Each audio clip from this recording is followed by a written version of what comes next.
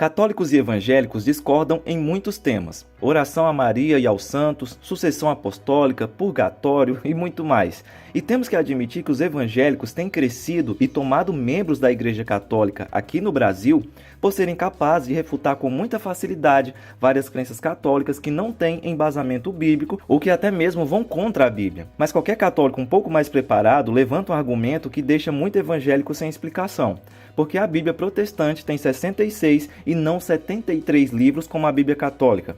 Será que não estão faltando livros nessa Bíblia? Quem deu autoridade para evangélicos escolherem que livros devem fazer parte da Bíblia? Mas antes, se você está cansado de ler a Bíblia e não conseguir entender o que o texto está falando, mas quer aprender a interpretar com facilidade qualquer texto da palavra, eu te sugiro o curso Interpretação Bíblica, Gênesis Apocalipse. O link para adquirir está aqui na descrição. Para começarmos a entender melhor esse assunto, precisamos saber de uma diferença fundamental entre evangélicos e católicos no que se refere aos livros que devem fazer parte da Bíblia. Católicos acreditam que a Bíblia é uma coleção autorizada de escritos, ou seja, a Igreja Católica dá aos livros da Bíblia sua autoridade como escritura. Já os evangélicos creem que os livros da Bíblia têm autoridade inerente. Quer você reconheça ou não, eles ainda têm autoridade. Isso significa dizer que não importa o que alguém ou instituição diga, o que importa é o que o livro diz, se ele está de acordo com o resto da escritura, quem o escreveu e por aí vai. Mas vamos começar pelo cânon, conjunto de livros que se considera de inspiração divina do Novo Testamento. Começaremos por ele porque tem menos debate sobre os 27 livros. Os dois grupos acreditam que eles foram escritos no primeiro século, porque todos eles têm características específicas e qualificações de autor que os diferenciam de outros documentos históricos. Desde o início, as comunidades cristãs reconheceram que os apóstolos tinham autoridade para escrever palavras das Escrituras. Seus ensinos autênticos eram aceitos pela igreja primitiva como parte das Escrituras. Logo, a maior parte do Novo Testamento pertence ao cânon por causa da autoria direta dos apóstolos. Mas ainda ficam de fora 5 livros que não foram escritos por apóstolos. Deles, 4 foram rapidamente aceitos por causa da relação que o autor tinha com um dos apóstolos. Fica faltando então o livro de Hebreus, que não se sabe quem foi o autor. Mas mesmo esse livro foi rapidamente aceito porque a teologia do livro concorda com o resto da Bíblia. Não há quem leia esse livro com seriedade e possa dizer que ele não deveria fazer parte do cânon. E isso nos leva ao centro da questão da canonicidade. Para um livro pertencer ao cânon, é absolutamente necessário que ele tenha autoridade divina. Se as palavras do livro são palavras de Deus, embora de autores humanos, e se a igreja primitiva, sob a direção dos apóstolos, preservou o livro como parte das Escrituras, então o livro pertence ao cânon. Mas se as palavras do livro não são palavras de Deus, ele não pertence ao cânon. E uma das formas mais simples de saber disso é se o livro concorda com o restante das Escrituras, sem contradição. Uma curiosidade é que em 367 d.C., a 39ª carta pascal de Atanásio continha uma lista exata dos 27 livros do Novo Testamento que temos hoje. Essa é uma das mais antigas listas definitivas do nosso cânon de hoje. Agora chegamos à parte mais complicada desse assunto: os livros do Antigo Testamento. Na Bíblia Católica, há 7 livros a mais do que na Bíblia Protestante. Esses livros, chamados por protestantes de apócrifos e de deuterocanônicos por católicos, foram escritos entre o período de Malaquias e Mateus. Para começarmos a explorar esse tema, é preciso saber, antes de tudo, que o Antigo Testamento protestante é similar ao Tanakh, a Bíblia dos judeus, ou seja, sem os livros apócrifos. O Talmud, uma coleção de livros sagrados dos judeus, diverge sobre quem compilou o Tanakh, mas em alguns trechos diz que a maior parte do Tanakh foi compilado até 450 a.C. e desde então ele permanece inalterado. Assim, o Antigo Testamento foi escrito aproximadamente de 1400 a 450 anos antes de Cristo. Se datarmos Ageu em 420, Zacarias em 520 a 518 e Malaquias em 515, teremos ideia das datas aproximadas dos últimos profetas do Antigo Testamento. Logo, os livros chamados apócrifos ou deuterocanônicos, que foram compostos depois desse período, não entraram no cânon judeu, ou seja, os livros escritos depois desse período não eram aceitos pelo povo judeu como obras dotadas de autoridade igual à do restante das Escrituras, e por isso não estão no Tanakh. Flávio Joséfo, maior historiador judeu do primeiro século, explicou: desde Artaxerxes até os nossos dias foi escrita uma história completa, mas não foi julgada digna de crédito igual à dos registros mais antigos, devido à falta de sucessão exata dos profetas. Portanto, também do ponto de vista de Joséfo e de muitos de seus contemporâneos, não houve nenhuma palavra palavra de Deus acrescentada às Escrituras após cerca de 435 a.C., eliminando assim os livros desse período.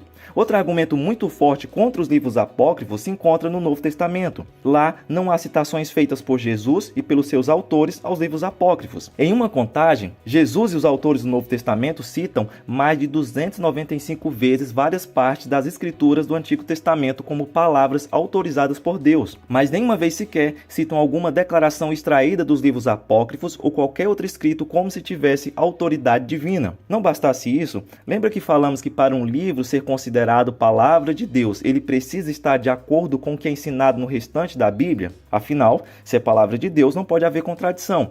É exatamente isso que não acontece com os livros apócrifos. Observe o que diz Tobias sobre esmolas, porque a esmola livra da morte, ela apaga os pecados e faz encontrar a misericórdia e a vida eterna. E outra parte do livro defende novamente a mesma ideia. O problema dessa afirmação é que se a esmola tem o poder de dar a vida eterna, apagando os pecados, para que Jesus veio à Terra? O sofrimento dele para nos salvar foi inútil. Basta ajudar os pobres e necessitados e pronto, cada um pode conquistar sua própria salvação. A verdade é que, pela graça, sois salvos por meio da fé. Isso não vem de vós, é dom de Deus, não vem de obras para que ninguém se glorie. Segundo a Bíblia, dar esmolas não salva, o que salva é crer em Jesus. Aquele que crê em Cristo e tem o Espírito Santo dará esmola não para granjear sua salvação, mas porque é obrigação de cada um como servo de Cristo. A fé sem obras é morta. Em Baruque é dito que Deus ouve as orações dos mortos, o que não tem qualquer respaldo no restante da Bíblia. E em 2 Macabeus, o próprio autor, no fim do livro, se mostra pouco convicto da qualidade da sua obra. Finalizarei aqui a minha narração. Se ela está felizmente concebida e ordenada, era este o meu desejo. Se ela está imperfeita e medíocre, é porque não pude fazer melhor. Imagine você considerar inerrante um livro em que o próprio autor se mostra pouco convicto da qualidade. Tem como considerar um livro assim palavra de Deus? E o mais interessante é que ele está certo. Em Macabeus há erros históricos e geográficos. Logo, a sua narrativa ficou imperfeita e meio medíocre mesmo.